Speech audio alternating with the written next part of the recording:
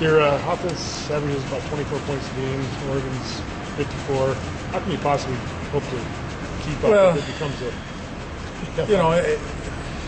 you take every game individually, obviously, and we got to go out there and try to score, and that's what we try to do every time we take the field. So it's not looking at the big picture; it's looking at the little picture, and that's what we preach to the players: is take one play at a time, go execute that play, make that play work, win that play, and then the game will take care of itself. So you've sat down with Clancy and told him that Oregon's offense cannot score more than 10 points. No, Coach Tedford, obviously, he's kind of the conduit between the whole team, and so we're always talking about those things. And in the same respect, we're all competitive people. We want to go and play our best. See what we can do. Talk about Bridgeford's readiness for this assignment.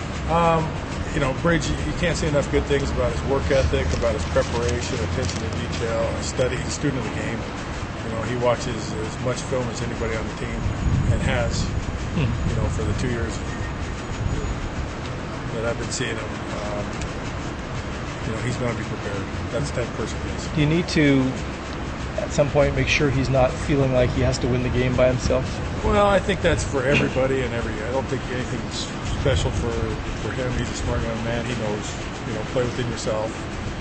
And you don't worry about him in these things. Okay. What about the importance of establishing a ground game against these guys? Well, I think that in our offense, that's always important. And going and again, establishing a little bit of everything and getting it going. But obviously, when we get the ground game going, it sure opens up a lot of other things. So it's a good defense, very athletic, very multiple in what they do.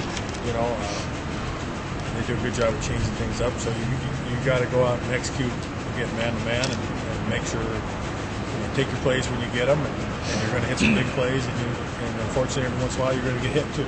So You have MSG available this game? I'm going to leave that to head coach. Had to try.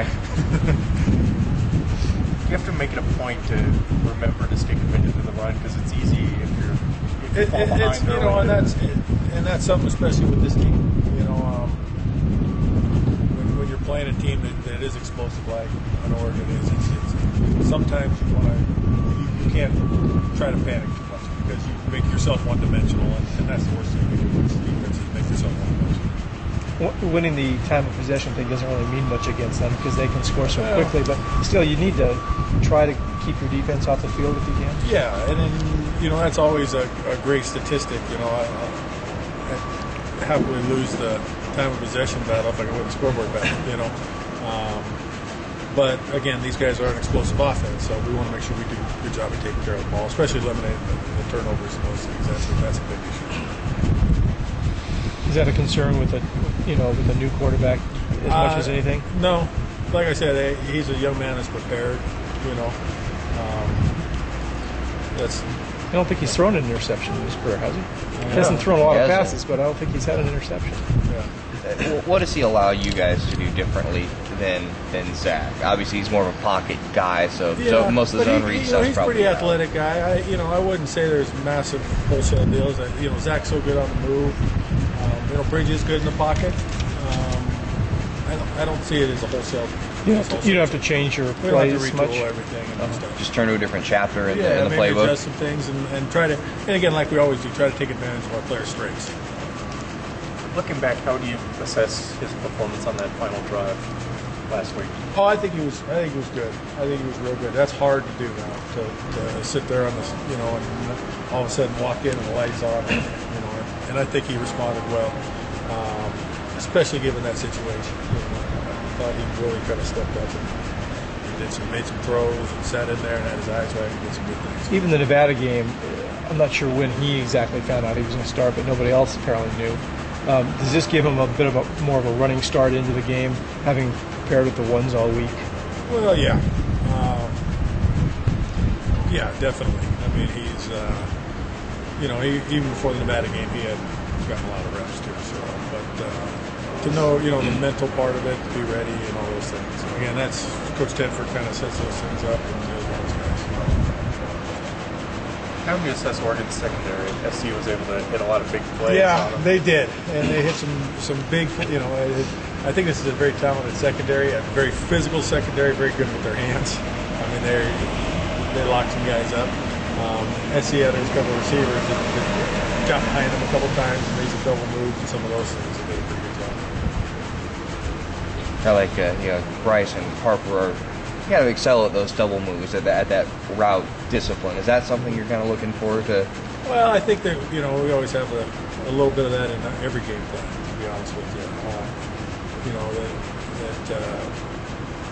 again, you talk about how you want to attack people, you want to attack them on offense. So we always have a little bit of that in every game plan. Barkley made some really good throws, some really clutch plays, and this is, like I said, this is a good second. It's not when you say, okay, here's the holes, let's go attack that. But you do have to be aggressive. You have to be aggressive every game. Yeah.